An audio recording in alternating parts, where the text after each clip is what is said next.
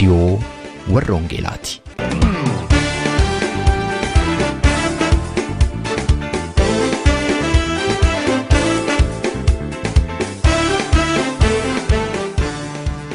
Reediyoon warra Wangeelaa tokkummaa waldooti Oromoo warra Wangeelaa Awurooppaatiin qophaa'e torbanitti si'a tokko guyyaa Sanbadduraa dhaggeeffattoota biyyootii gaanfa Afrikaaf naannoo isaatiif akka lakkoofsa sa'aatii Itoophiyaatti galgala sa'aatii 12 hamma sa'aatii 12:00tti dambalii gabaabaa kiilooheerzii 15,515 yookaanis meetir baandii 19 irratti dhaggeeffattoota kibbaaf giddugaleessa Awurooppaatiif immoo akka lakkoofsa sa'aatii giddugaleessa Awurooppaatti galgala sa'aatii 21 hamma sa'aatii 21:00tti dambalii giddugaleessaa kiilooheerzii 1,355 irratti kan isin qaqqabu Tamsaasa Wangeelaati.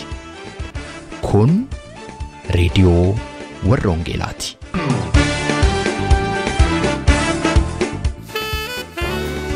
Weedduuf sagalee jajannaa Yesuusiifi oofimmin Yesuusiifi lombitama suufaasuudha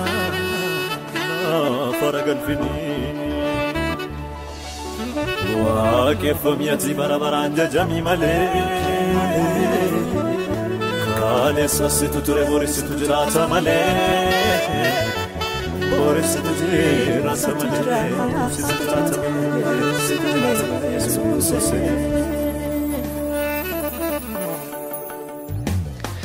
Harka fuunee attam jirtu jaalatamtootaaf kabajamtoota dhaggeeffattoota keenyaa reediyoon warra Wangeelaa faarfannaa bareedaa dhaggeeffachaa jirtan kanaan sagantaa keenya jalqabneerraa faarfannaa kan addaan kutuu kootiif dhiifaman isin gaafadhaa atti isiniif ufna yookaanis immoo Noovembar 30 bara 2013 kan jalqabdee reediyoon warra Wangeelaa torbanitti ta'u walirraan kutiin sagantaa ishee isinii dabarsaa wangeela gooftaa keenyaaf fayyisaa keenya Yesuus Kiristoos Tamsaasa kunoo waggaa 4 fi guyyaa 2 taate.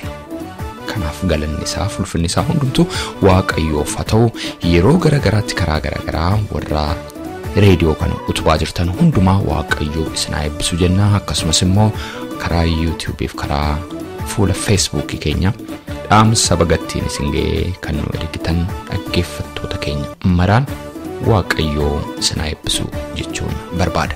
Egaa sagantaa keenya har'aa keessatti ergaa sagalee waaqayyoo akkasumas immoo faarfannaa garagaraa qabna. Akkuma isin yaadattan lubaa Afework Tafesse torban darbee waaqayyoof hojjechuu mataduree jedhuun ergaa sagalee waaqayyoo kutaa 1ffaa dhiyeessee ture. Kutaa 2ffaan ergaa kana har'atti fufa. Egaa hanga xumura sagantaa keenyaatti lakkoofsaan waliin turtan kan inni affeeru qopheessaa raadiyoo warra Wangeelaa ana Robsan Makkootii sagantaa keenya wajjin yeroo eebbaa qabaadhaan isinii jedha. Maafana fanga baadanu tungamu wantoota dubbata barri sodaan darbaa jechuu keedaa ga'e ansiin arrasgoota maaltu sin sodaatu tuutin dubbatu tulluun si roogama yeedaloo koo fuudhanii sagalee gaalataan dura keetti argama. Anargeera guddummaa kee anargeera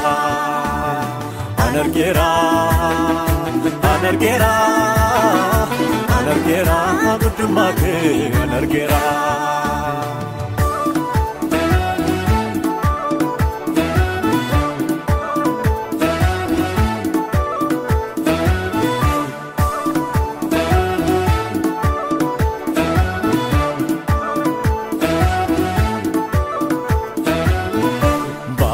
Tabako batte takra kidarbera batte tabako batte takra kidarbera darbera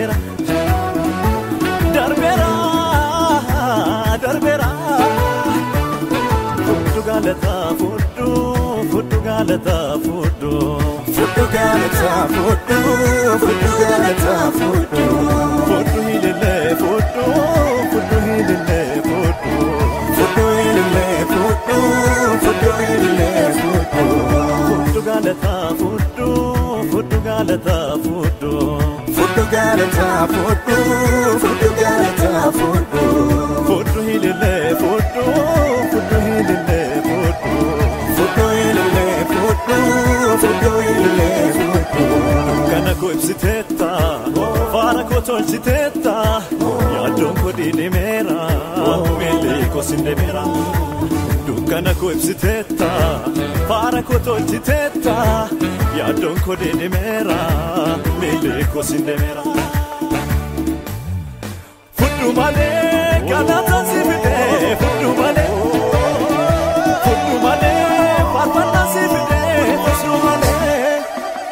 fudhu male galata sibide fudhu male farfana sibide fudhu male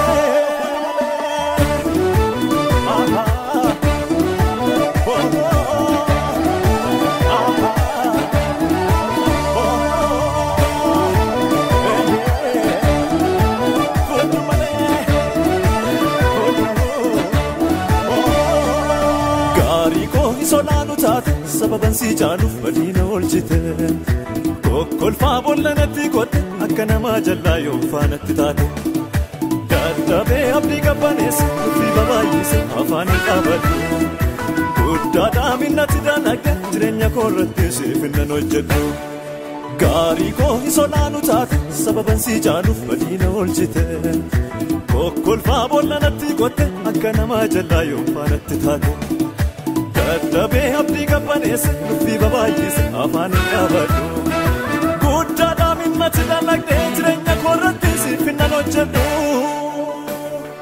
kennaa galee ho'aadhaa mul'isaa kennaa galee maaltu qabbaneessa kennaa galee du'aa kaafta lafaa kennaa galee keetti maal lafa kennaa galee ho'aadhaa mul'isaa kennaa galee maaltu qabbaneessa kennaa galee du'aa kaafta lafaa reediyoo warra wangeelaa har'as maqaa gooftaa keenya maqaa Yesuus Kiristoosiin nagaa isin gaafadhaa nagaan Waaqayyo isiniif haa ta'u torbee darbee mataduree walii wajjiniin ilaalle guyyaa gooftaatiif ariifatanii hojjechuu mataduree jedhu irratti itti fufnee walii wajjiniin ilaalla torbee darbee maal walii wajjin ilaalle tuqaa afur ilaalle inni tokkoffaan hojii kiristiyaanonni hojjetan in afur isaan keessaa inni tokkoffaan warra kaan abidda badiisaa keessaa butanii baasu inni lammaffaan immoo maal jennetu walii wajjiniin ilaalle maqaa Yesuus Kiristoos maqaa fayyinaa kana kan qabu nutti mul'ate waan ta'eef nuyi caljechuun hin dandeenyu waan ta'eef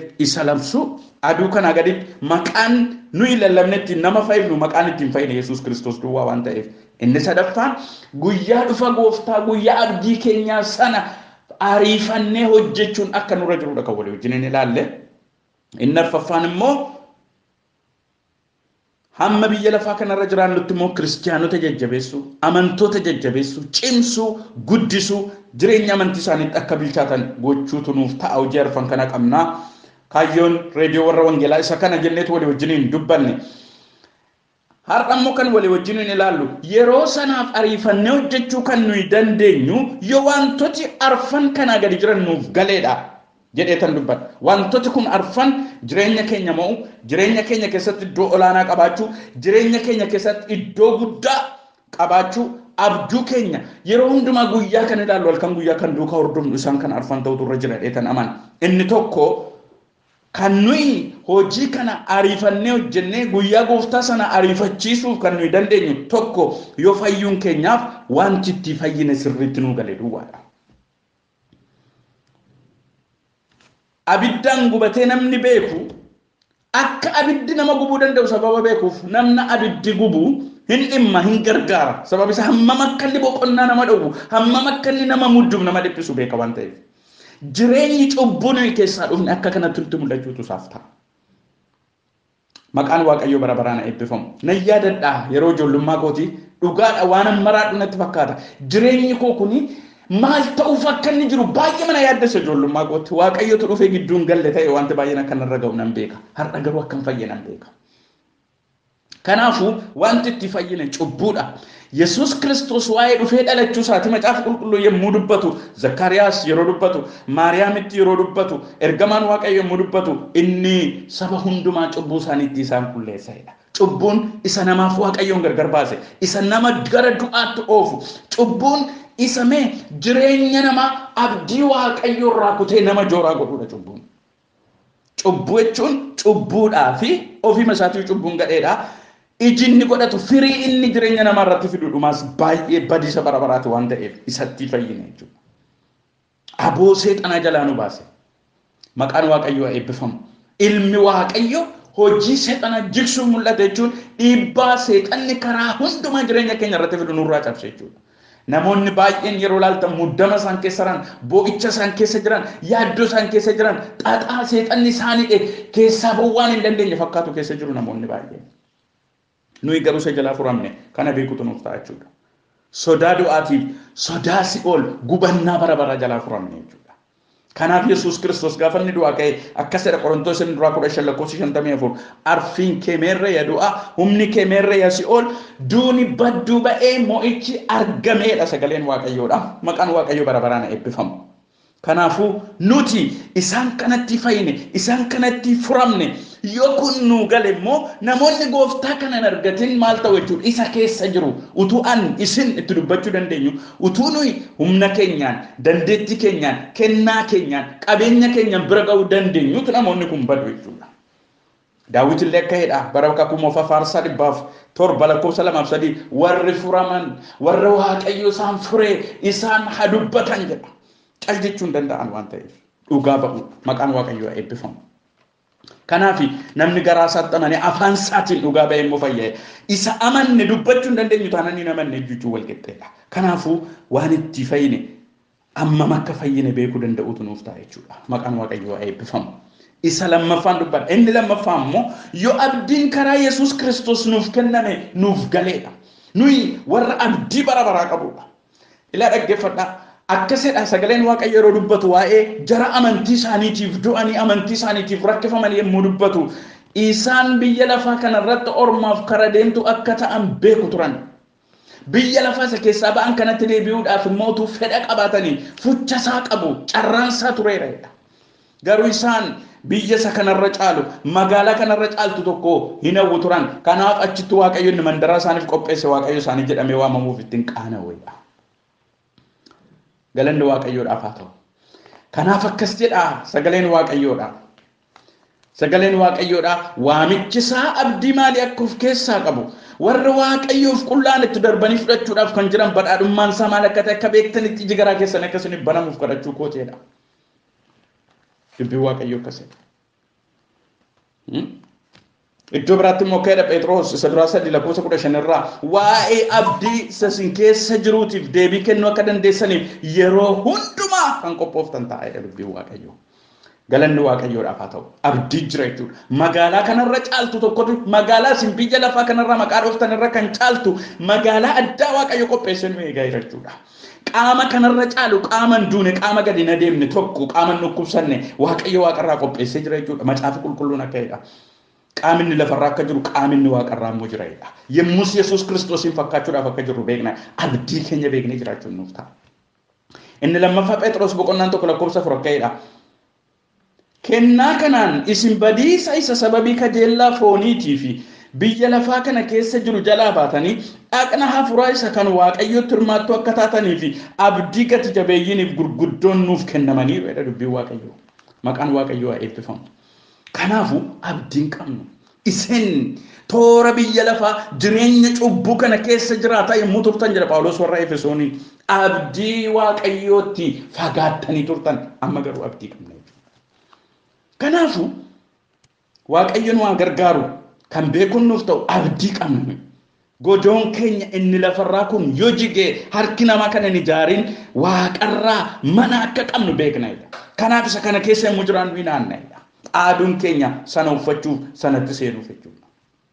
Garuu hojii reediyoo warra wangeelaa hojjetu isa kana hidheetan amana abdii kana qabna abdii kana biyya lafaatti himna maayidha roomeen boqonnaan tokko roomeen boqonnaan kudha lakkoofsa 14 kaasee immoo ilaaltaniittan namoonni waan hin dhaga'anitti attamitti amanu namoonni utuu hin ergamin immoo attamitti hin dhaga'uu danda'u ree akka sedheetu dubbata amanuun dhaga'uudhaan dhaga'uun immoo dubbii waaqayyootiinidha yoo aniif isin caljenne hin dubbannu yoo ta'e namni akkatti dhaga'u qabu jechuudha kanaafitu ka'uutu nuuf ta'a saba waaqayyo an akkasi an gurmuu koo keessaan ba'u ani sana hin jennu bukkee dhaabanna wangeela lallabamu ofii kooti kanan jedha with the kingdom thinking akkaataa yaaduu mootummaa waaqayyo isa bal'aatti malee akka naannoo keenya akka qabalee keenyatti yaadnee lallabuun nuuf hin ta'u jedhee tan amana kanaaf erguutu nuuf ta'a itti hirmaachuutu nuuf ta'a jechuu kooti inni sadaffaan immoo yookaan Kiristoos ta'uu keenya kan Kristos ta'uu keenyaan eenyu akka taanu yoo beekne duwwaadha. Maqaan Waaqayyoo eebbifamu.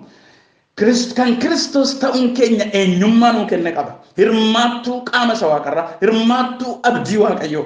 Biyya lafaa kanarratti immoo Waaqayyoof kan adda baanu nu godha jechuudha. Isa akka biyya keenya yeroo geeraranii hundumaa keessaan qabaa maal keessana dhabanire jedhamti hundumaa keessaan qabnu dhugaadha waaqayyo dubbiinsa kan dubbatu isa kanaafitu jarreenan sila maqaa dha'e jarreen kun edham inni dura Ibrooti boqonnaan 11 lakkoofsa 13 ilaaltan jarreen kun amantii isaaniin isin yoo du'an iyyuudha isa abdachiifame sana fagootti ilaalaniitutti gammadan biyya lafaarratti orma kara deemtu akka ta'an beeku turanidha sagalee waaqayyoodha eenyu akka ta'an sababa beekaniif holqaaf gaararra jooran biyya lafaatiif kan hin malletti lakkaa'aman jedha Ibroota boqonnaa 11 lakkoofsa 13 fi boqonnaa 11 lakkoofsa 38 yoo dubbiftan kan argachuu dandeessu dubbii waaqayyoo yemmuu nutti himu wangeela Kiristoosiif akka ta'utti jiraadha eenyummaa waaqayyo irraa fudhanne identity waaqayyo biyya lafaa kanarratti akka ijoollee waaqayyootti nuuf kenne beekuun nurra malee waan hundumaa hunkuraa jiraachuu hin dandeenyu kun immoo nuuf galuutu isaaf ta'a kanaafitu akka sedha dubbii waaqayyo isin soogidda lafaati soogiddi garuu mi'aa yoo of keessaa dhabe maaliin deebi'ee mi'eeffama Kiristoos nu keessa ta'e biyya lafaatti kan mi'aawu isin ifa biyya lafaa mana tulluu gubbaatti ijaaramedha dhokachuu hin danda'u eenyuyyuu ibsaa qabsiisee buuboo jalan qabu baattuu ibsaa irra kaa'edha mana keessa kan jiran hundumaaf waliifuuf waaqayyo ofiisaa nu keessa kaa'ee eenyummaa keenya ofiisaatiin geeddareetu biyya lafaa kanarratti nu mul'isa kanaaf sagalee waaqayyo Filiphisius 2:5 irraa dhaloota karaarraa kaate dhaloota dogoggoraa kana dhaloota mee dhugaan harkaa bade kana gidduutti akka ibsaatti ibsitu jedha kanaaf saba waaqayyo sanitti hima eenyummaa Kiristoos nuuf kenneef hin jiraannu taanaan biyya lafaa kanarratti raawwannee boqochuu hin dandeenyu inni arfaffaan adaraa yookaan immoo galfata waaqayyo biraa nutti kenname ta'uusaa yoo beeknedha. Waaqayyo bu'aasaa kan inni irraa barbaadu jechuudha. Waaqayyo dhalootatti himne garaan dhalootaa boqotee yoo madidillee immoo didee ati garuu dubbatteetta inni sun garuu reediyoo warra wangeelaa kana hojjeteera karaa abaluu jedhamee waaqayyo fuula isaa duratti dhannee akka deebiitti laannu beeka waan ta'eef jechuudha. Kanaafuu wangeela Maatiyus boqonnaa 24 lakkoofsa 45 kaaftanii dhaqxanii yoo ilaaltan hojjetaa gooftaansaa mana keessa kan jiraniif nyaata akka kennuuf kaa'ee deeme fakkeeffamaadha mootummaan waaqayyoo kun hojiin nutti kenname kun. Inni garuu gooftaan koo dhufuu ture jedhee hojjettoota warra kaan ijjin dhuguu isaan kan reebuu yoo jalqabe jedha dhumi hojjetaa sanaa gaariin ta'udha. Garuu hojjetaan ogeessi hojjetaa ba'eessi immoo warra mana sana keessa jiran hojjettoota gooftaan kun irra kaa'ateef immoo nyaata yeroo isaatti kan kennu ta'utu isaaf ta'a. Waaqayyo nu gargaaru. Kanaaf akkasitti immoo fakkeeffama. Wangeela Maatiyus boqonnaa 25 keessa modhattanii yoo ilaaltanii namoota nagadanii buusan namoota daldalanii buusan itti sakaan meetii 5,000 meetii 2,000 meetii 1,000 warratti kenne fakkaan akka hammam akka nutti kenne waaqayyo beeka nus keessa keenyatti nutti dhagahamuu danda'a. Hammam akka buufne waaqayyo nu gaafata waan ta'eef reediyoo warra wangeelaa kana beeka anaaf isin warri itti hirmaannu karaa dandeenyuun itti hirmaachuun akka nurra jiru immoo waaqayyo akka nurraa eegu beekuutu nuuf ta'a dagachuun nuuf hin ta'u banamuusaa duwwaa miti qabna jechuu duwwaa miti itti hirmaachuuf immoo ka'uun hojii goof hojii keessan anas isinis waaqayyo haa gargaaru. Kanaafuu dubbiin waaqayyoo Phaawulosiin akkuma sila dubbadhe waa'ee isaan dubbadhe akkasidha wangeela yoo lallabuudhaaf baadhe garuu anaaf wayyoodha adaraan itti kennameedha. Kanaaf saba waaqayyoo beeknee hojjechuutu nuuf ta'a. Beeknee dhugaa ba'uun nuuf ta'a. Beeknee jiraachuutu nuuf ta'a. Karaatti barbaadutu nuuf ta'a. Kanaafuu anarraa maal ta'e gama? Isinirraa maal ta'e gama? Isa kana beeknee fuula Waaqayyoo duratti warra galfata nyaanne taane warra waan irraa eegamu hojjetanii fuula Waaqayyoo duratti mul'atan akka taanuuf Waaqayyo ayyaana isaatiin nu gargaaru. Isa dhageenya sagalee isaa Waaqayyo nuuf eebbisu. Mataduree kan Waaqayyo nurraa eegu jedhu itti fufuudhaan xumura torbeessatti dhageenya Waaqayyo nuuf eebbisu. Ka'umsa kootiif sababan beeku miifannaa koo arkana neegoodati Yesuus. Nagaa koo hundi jireenya amanannaa koo Yesuus naaf qabeenya. Nagaa koo hundi jireenya amanannaa koo Yesuus naaf qabeenya.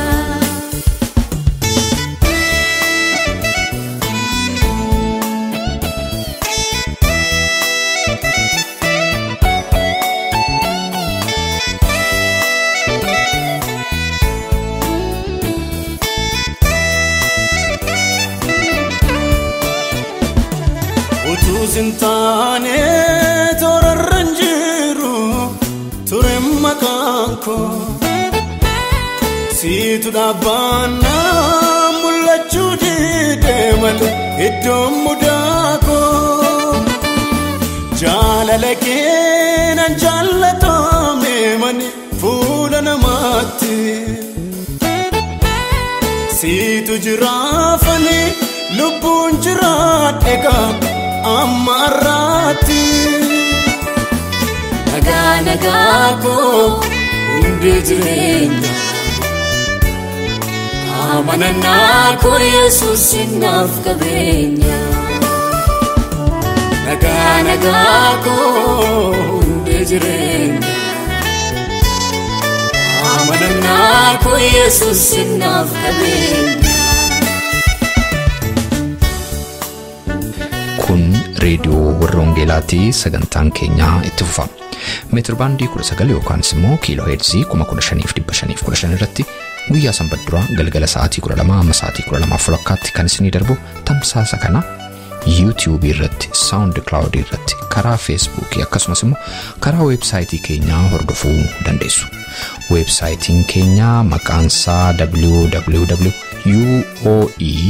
www.uoece.org jedhama. Erran isinii deebi'a. www.uoece.org jedhama. Dhaggeeffattootni keenya biyya Ameerikaa immoo itti dabalaan lakkoofsa bilbilaa 51824 7 irratti tola bilbiluudhaan akkasuma nu dhaggeeffachuu akka dandeessan isin yaadachiisa. Facebook irra jirra, laayikii nu tolcha, YouTube fi SoundCloud irras jirra, subscribe gochuudhaan karaa isinitti tole nu hordofuu dandeessu. Jaalatamtootaaf kabajamtoota dhaggeeffattoota keenya yeroo nuufan keessatti immoo faarfannoota garagaraa isin affeerraa turtii gaariin isiniin jedhammasii keessumsiisaa keessan ana Robsa Makooti. Ofaatti baasee dhoksaa kootiime nagargaarina jedhee abdaadhee namni ni maadhees yoo ta'e diina hirkinfannaan koo idda garaarraa dhabus furmaata. Namni jabaatee eege guyyaa kee garuu harka ulfaata. Nagaa koo hundi jireenya amanannaa koo Yesuus naaf qabeenya. Nagaa koo hundi jireenya amanannaa koo Yesuus naaf qabeenya. Oh, nagaa koo.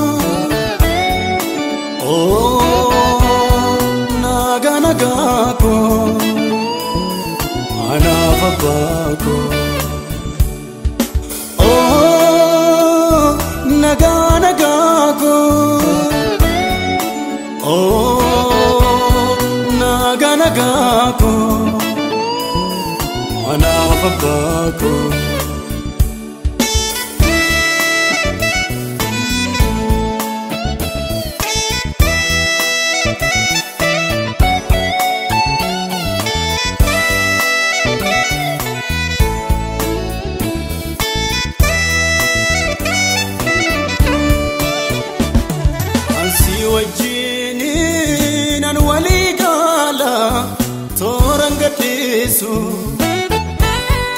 Undi jiraates akka nagaa keetti nan boqochiisu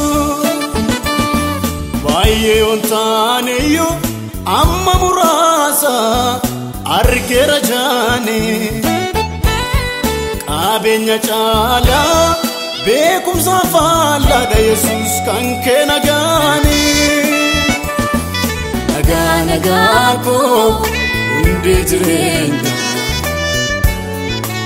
amanannaa ko Yesuus naaf qabeenya nagaa ko undi jireenya amanannaa ko Yesuus naaf qabeenya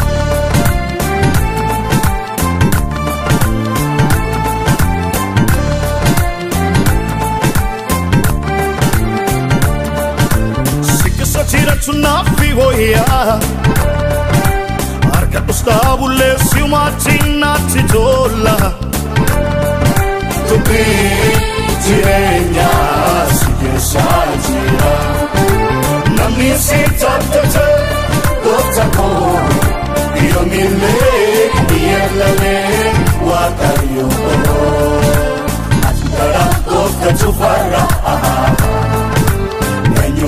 Si chalu adunyarra Wakafni to be a funketing nidaf Namimo afura keting jirate Enyu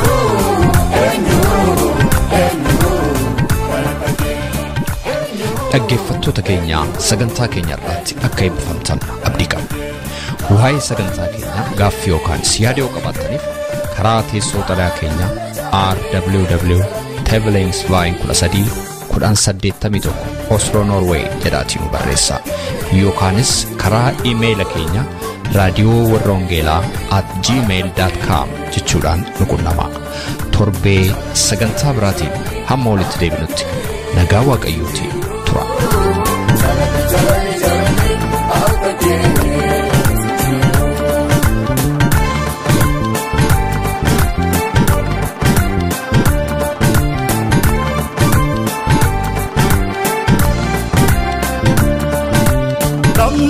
saabdate Himbadunni oomile Namni sitti irkate Inchi kunni oomile